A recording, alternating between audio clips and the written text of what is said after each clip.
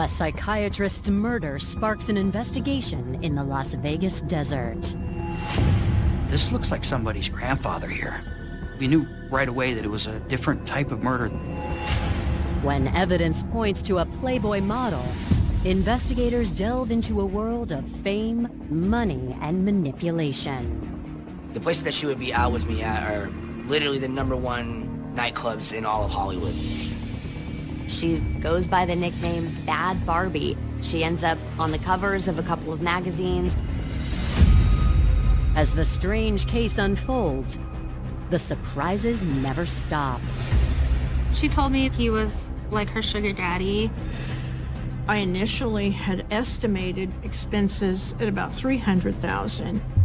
I said, you know, this is bad. You need to get out of this. She had control over him. He was just a meal ticket. But more suspects emerge. We found a bat with his name on it. This is a slam dunk. We discovered her boyfriend had recently completed a prison term here in Nevada. He had a gun that was covered in blood. She was kicking him, hitting him, screaming at him.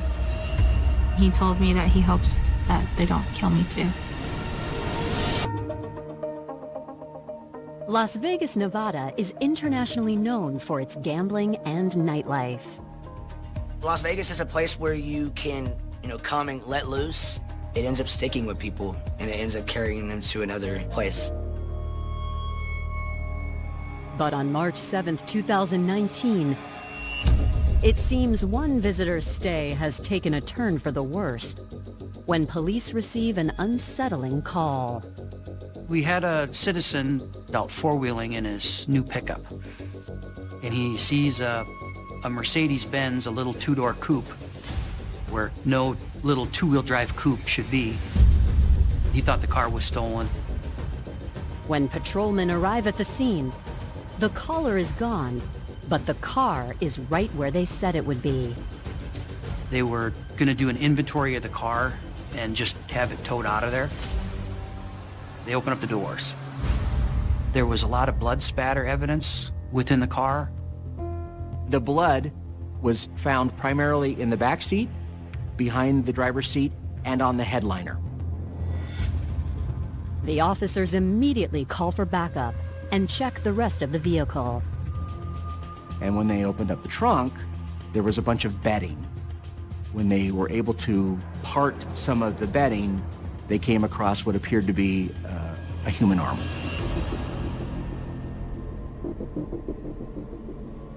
They made notification to the homicide section, and that's how my partner and I became aware of the call.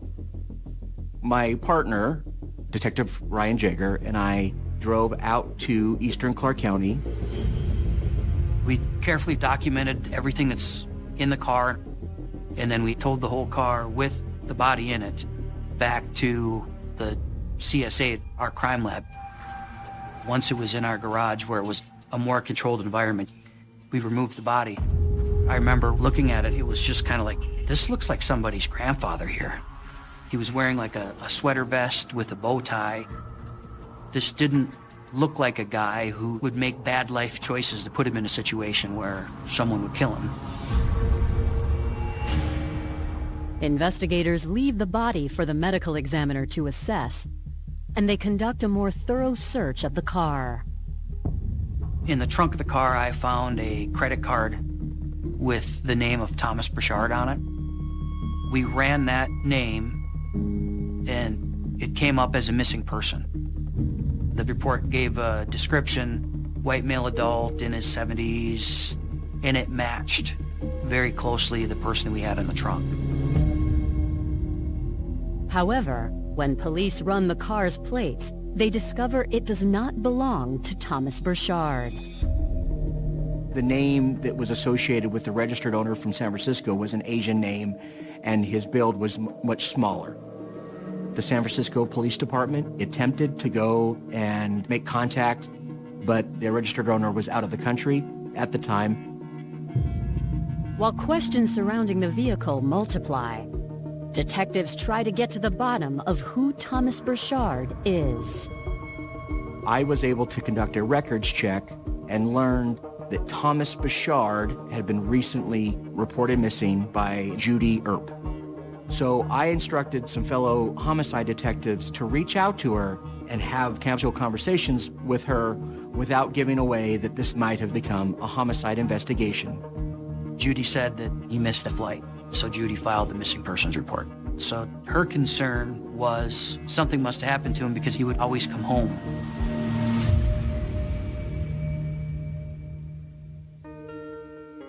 Thomas Burchard was a man who always seemed destined to make a difference in the world. He was born in Boston in 1948.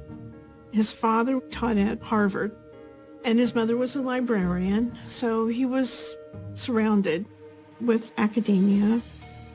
He went to medical school at UVA, University of Virginia in Charlottesville, for child psychiatry.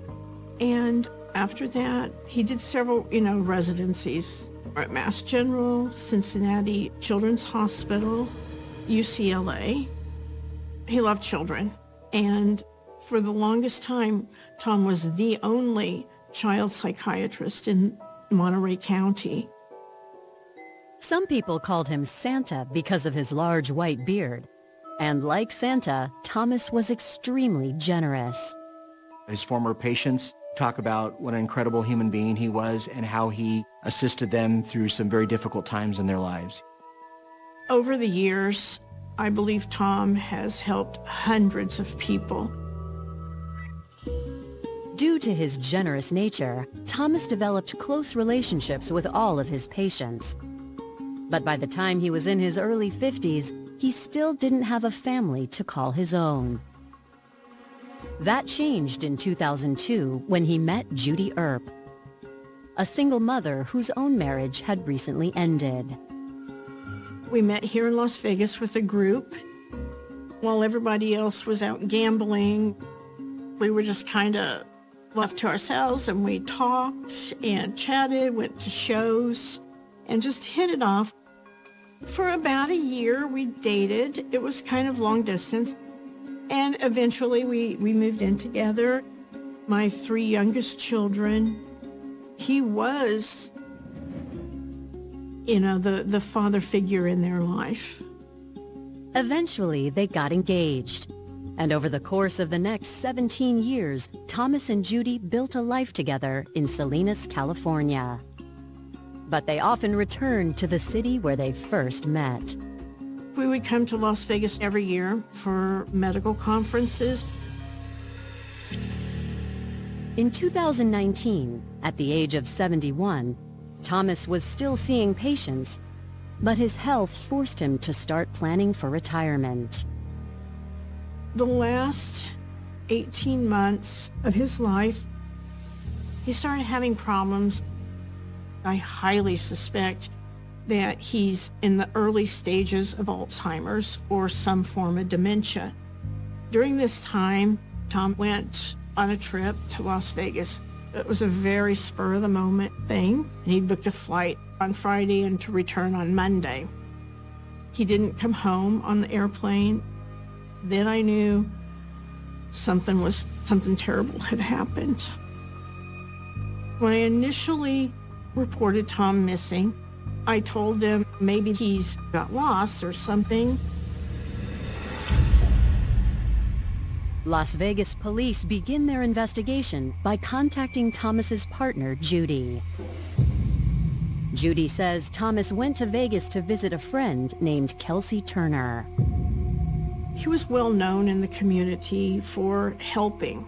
He had received a text from Kelsey Turner that she was very sick.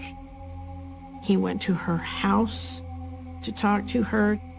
The next day, I get a text from him, which is Saturday, and he says, "I look forward to coming home.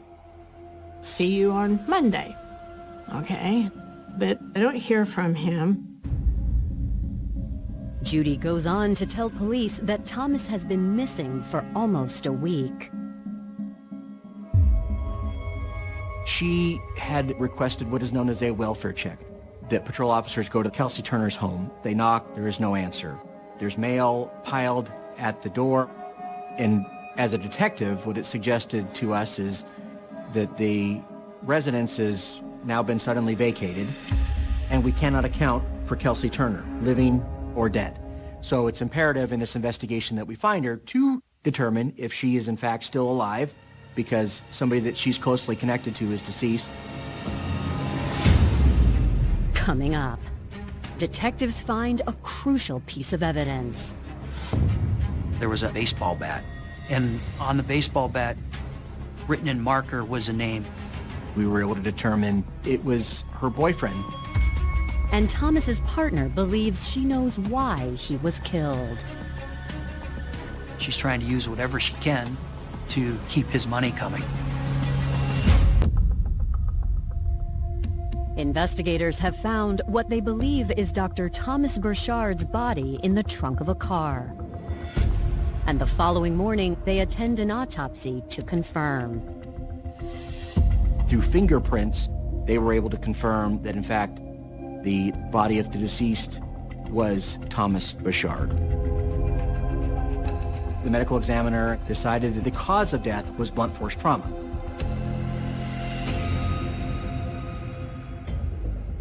Closer inspection of the Mercedes provides clues to how the murder occurred. You could see defects in the headliner where you could tell something was being swung and it was hitting the ceiling of the car. In the trunk of the car was probably one of the most complete body disposal kits that I've stumbled across in my career. There was leather gloves, there was rags, there was garbage bags full of cleaning products. There was potential DNA evidence, there were latent prints. There was a baseball bat, and on the baseball bat, written in marker, was a name, Greg Haggio. Now that they have more information and Thomas is officially identified, detectives call Judy to break the news. I received a phone call. It was Detective Jaeger, and he told me that they'd found Tom. I asked him, well, can I talk to him? Is he okay? And he said no, he was deceased. And at that time, my world crashed in. By virtue of her alibi, we were able to determine that Judy had nothing to do with the murder of Thomas Burchard. Detective Jaeger told me that he'd been found in the trunk of a Mercedes. After learning this detail from detectives, Judy reveals valuable insight. Judy tells investigators that the Mercedes found in the middle of the desert belongs to Kelsey Turner. I suspect that she's involved in this somehow. So I told him everything about Tom's whole history with Kelsey Turner. Judy says Thomas met Turner 2 years ago. She was a 25-year-old single mother who was struggling financially. He starts helping her out with her finances and helping her out with rent. According to Judy, Turner quickly became a problem. He did this for so many people, and a few of them took advantage, but nothing to the extent of this. It was always, oh, I need money for medicine for my son, or this or that.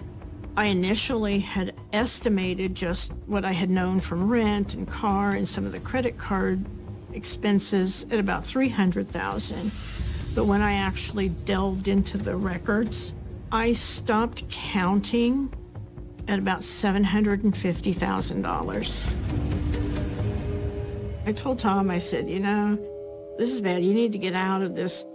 He said, okay, I will tell her.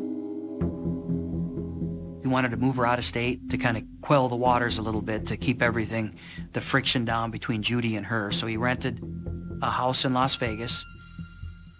Judy says when she found out about the new arrangement, she convinced Thomas to cut Turner off for good. That was the purpose of his trip when he left for Vegas on March 1st. The next day, I get a text from him. I have effectively resolved the situation here, and I'm looking forward to returning home on Monday. But on Sunday, Judy got a strange message from him. I received this text saying he wanted to send me money, and I'm thinking, this is fishy. The language, the grammar was not his. I think she's stolen his phone and is trying to get my information.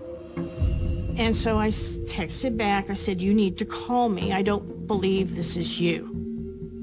And after that, the phone went dead. Now, Judy is convinced Kelsey Turner had something to do with Thomas's death. Based on the circumstances of his visit, investigators are starting to share that suspicion. After Judy's interview, investigators get in touch with the registered owner of the Mercedes in San Francisco. He explained that he turned over the lease of the vehicle to Kelsey Turner, and that transfer process was facilitated by Thomas Burchard. And according to Miss Erb, Thomas had traveled last minute to Las Vegas for the sole purpose of cutting her off. So that's when the focus began to narrow on Kelsey Turner. Through local records checks, we found an incident that was about a month before the murder that involved Miss Turner and an individual by the name of Greg Haggio. We're able to determine that Greg Haggio was a boyfriend of Kelsey Turner. If he is the boyfriend at the time and this individual is coming to visit his girlfriend, you can see that we have the potential for even a love triangle that went terribly awry. I had a arrest warrant ready to go. I'm like, dude, we found a bat with his name on it, with blood on it. Come on, this is a slam dunk. We speak with Greg, and it appeared that Greg and Kelsey broke up. Greg Haggio wasn't happy with the kind of life that Kelsey was leading with the partying, and so he left, and he left all of his belongings in Kelsey's house. We looked at historical phone locations on him. He was actually working as a deckhand on a fishing boat when the murder happened. So we were able to rule Greg Haggio out of the equation.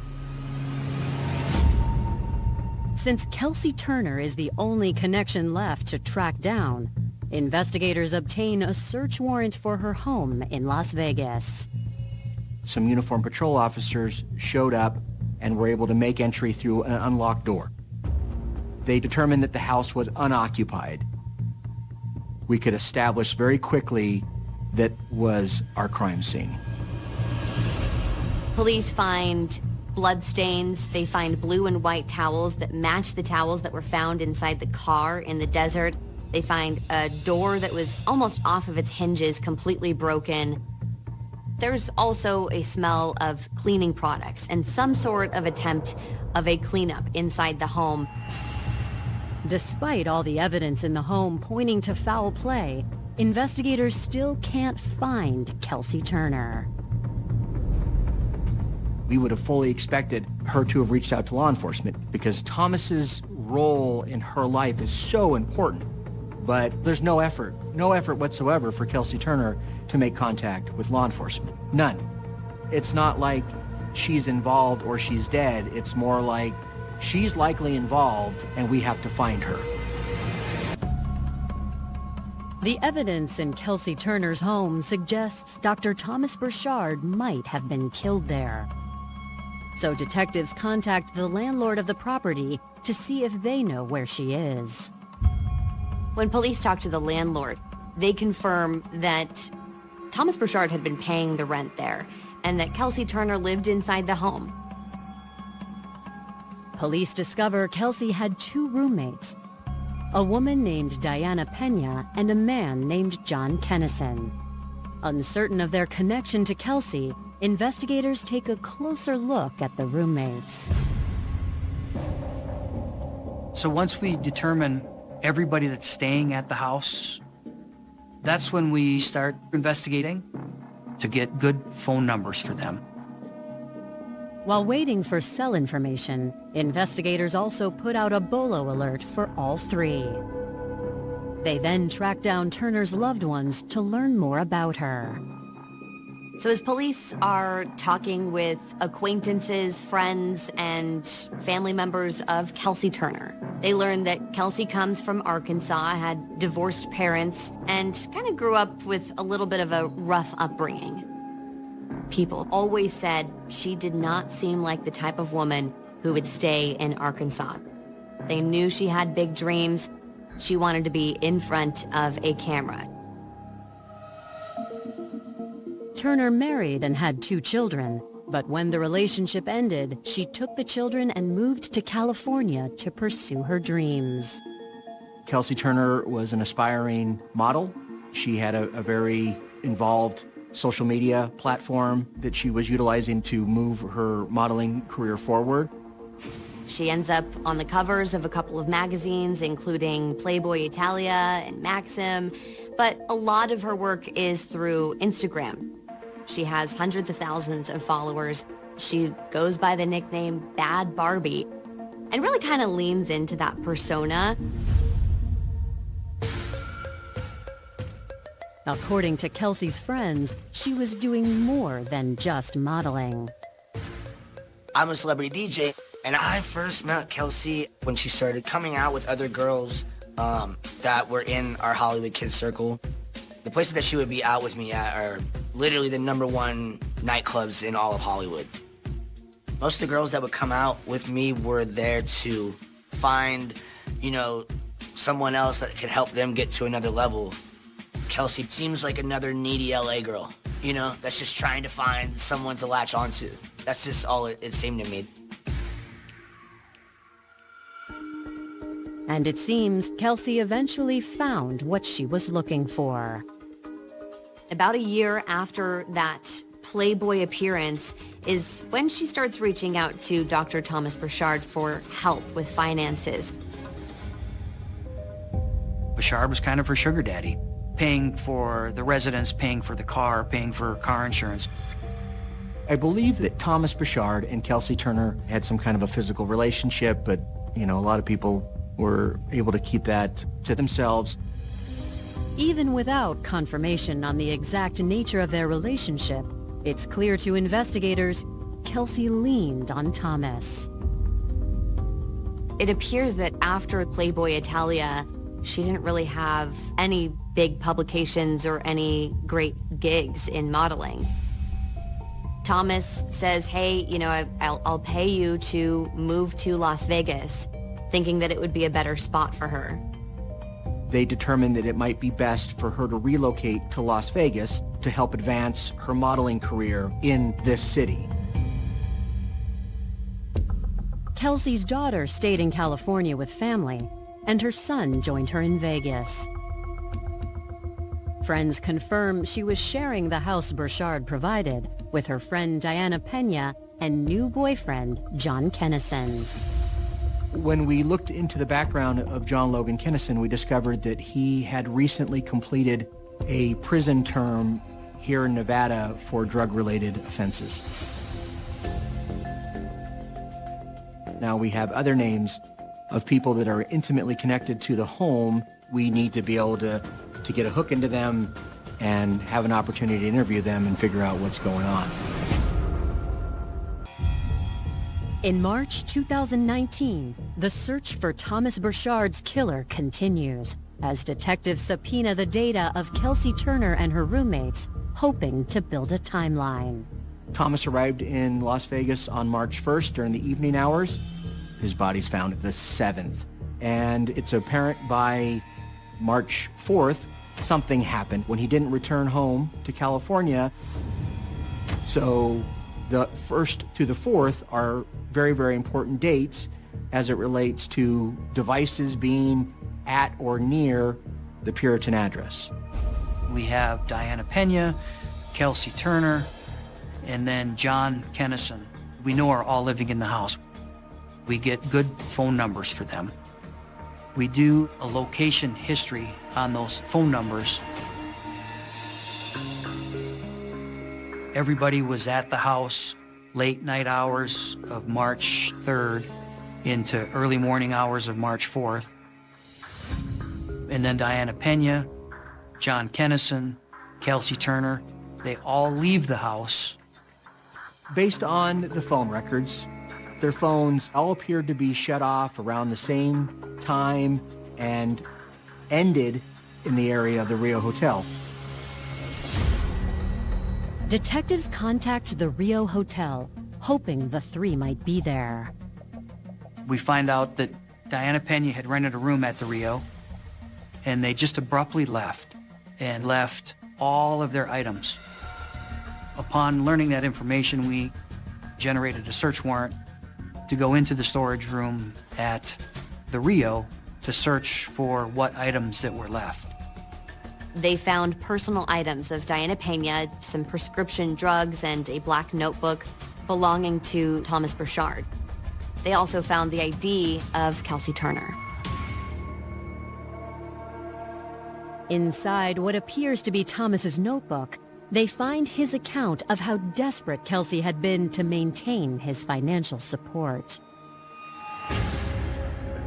She was threatening him, accusing him of child pornography. Totally unfounded and absolutely untrue. But if you can imagine a man that his whole life has been a children's psychiatrist, how devastating just those accusations would be. I had submitted Thomas Burchard's phone to the Las Vegas Metropolitan Police Department Internet Crimes Against Children. They found no evidence of child pornography on the device. So Kelsey Turner's allegation was completely unfounded. But if that information were to be released to the public, it would be incredibly damaging to Thomas's reputation. Being attractive and providing companionship to Burchard is paying for her house, it's paying for her car, and she doesn't want to get off the gravy train. She's trying to use whatever she can to keep his money coming. Because police were able to find that connection of the car to Kelsey Turner, the home with bloodstains inside, and the towels matching the home and the car, and a black notebook from Thomas Burchard inside that hotel room. That gives them the green light for an arrest warrant. The search for Miss Turner was turned over to a criminal apprehension team. It took them about a week, but they were able to identify her living out in California at a residence that belonged to one of Kelsey's friends. When she was apprehended, she was in the company of John Logan Kennison. We did not have a warrant for Kennison at that particular time, so they had to let him go. Turner refuses to speak with investigators. But on April 4th, they receive new evidence that implicates both of her roommates in the murder as well. The fingerprints that were gathered from the vehicle had been analyzed and came back belonging to Diana Pena and John Kennison. With that, we established probable cause to get an arrest warrant for Diana and Kennison. Both of them were charged with murder with use of a deadly weapon. But a week later, Diana turns herself in, and in hopes of a deal, she agrees to tell her story from the beginning. I met Kelsey from a friend of a friend, and then she asked me to move in not too long after that. I think she was very new to Vegas, so Dr. Burchard financed quite a bit of her expenses.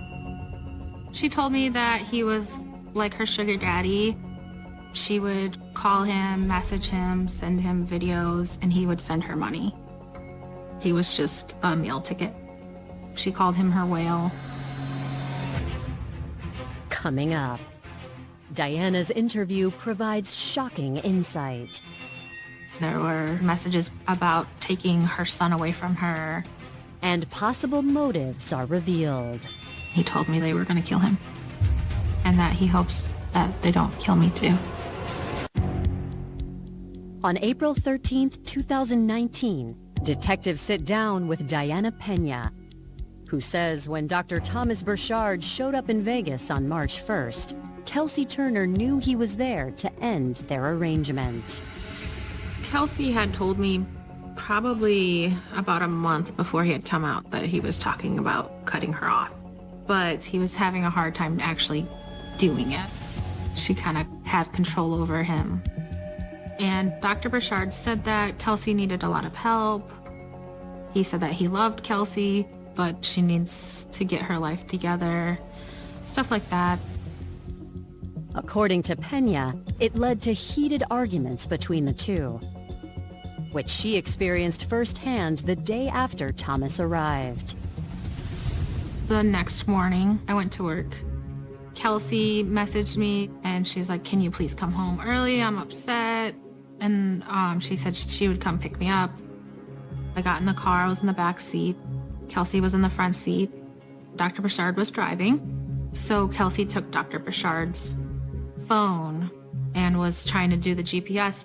And while she was on his phone, she kind of looked through his messages and seen messages between him and her mother about taking her son away from her. Pena says the discovery caused Turner to snap. She was kicking him, hitting him, screaming at him. Eventually, we did make it back to the house. Dr. Burchard went up to the room that he was staying in and just shut the door.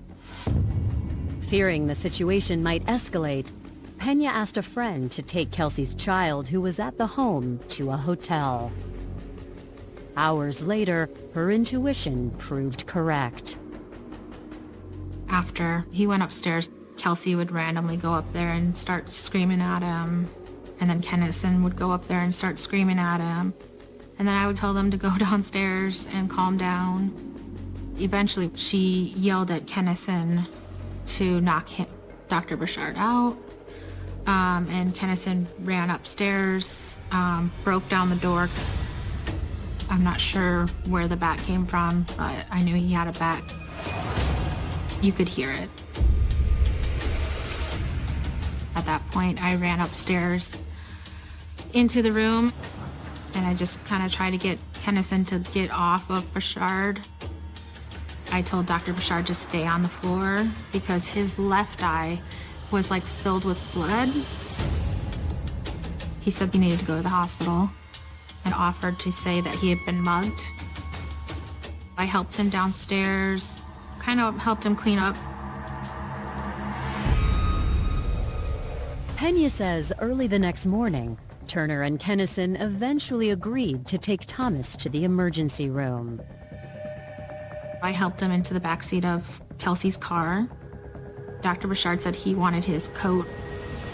So Kelsey and Kennison went back into the house.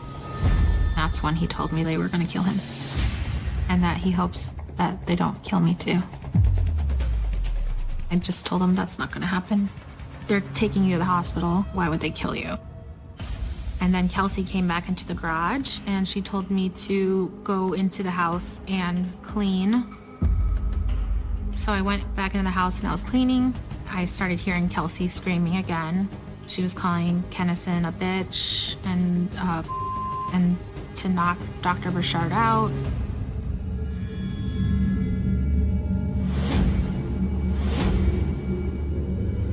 So I came running down the stairs and told her to stop. But Pena says she was too late. Kennison had a gun that was covered in blood. Kelsey told me that that was what he used to beat the doctor's face. I was like, "Is everything okay?" And she's like, "He's dead." I was pretty scared and just not sure what to do.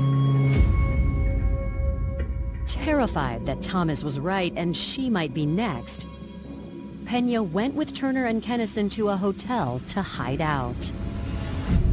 Kennison left with the car with the body in there to drive her car somewhere and do something with it. We sat in the hotel room for days. Kelsey was constantly Googling, turning on the news, and she had seen on the news that the car had been discovered. They just knew that, You know, it's Kelsey's car. It's her sugar daddy in the trunk. Like, Kelsey was freaking out. Knowing it's very easy to connect those dots. Diana Pena says the plan was for all of them to flee the state, but she decided to turn herself in. After the interview, she was booked into Clark County Detention Center on her warrant. When they put me in a jail cell, that's probably when I felt the most safe.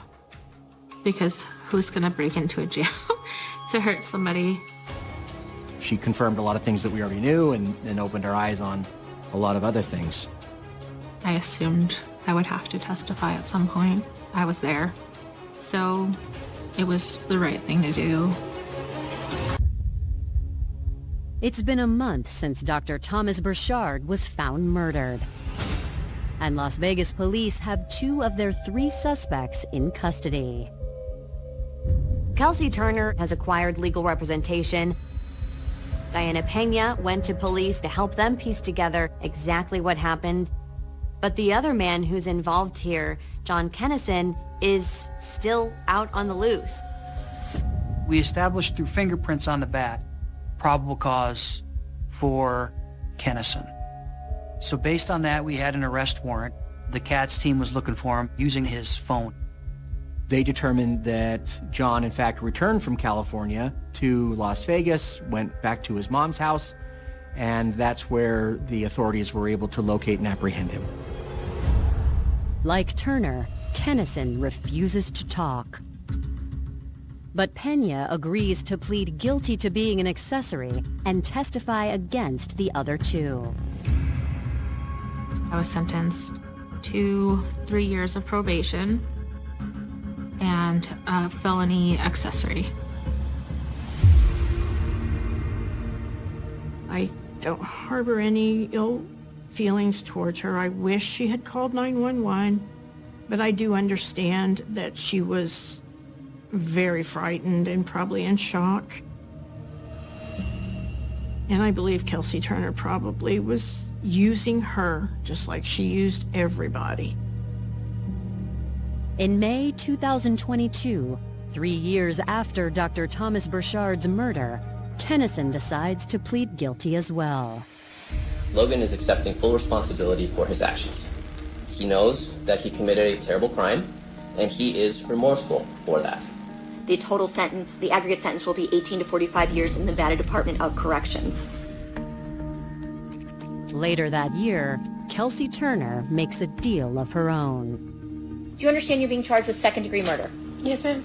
How do you plead to that charge? Guilty pursuant to Alford or not guilty? Guilty pursuant to Alford. To explain an Alford plea, you're not confessing to it. You're just acknowledging that the state has enough evidence to convict you of it. Ms. Turner, in accordance with the laws of the state of Nevada, you're hereby judged guilty of second-degree murder, a felony.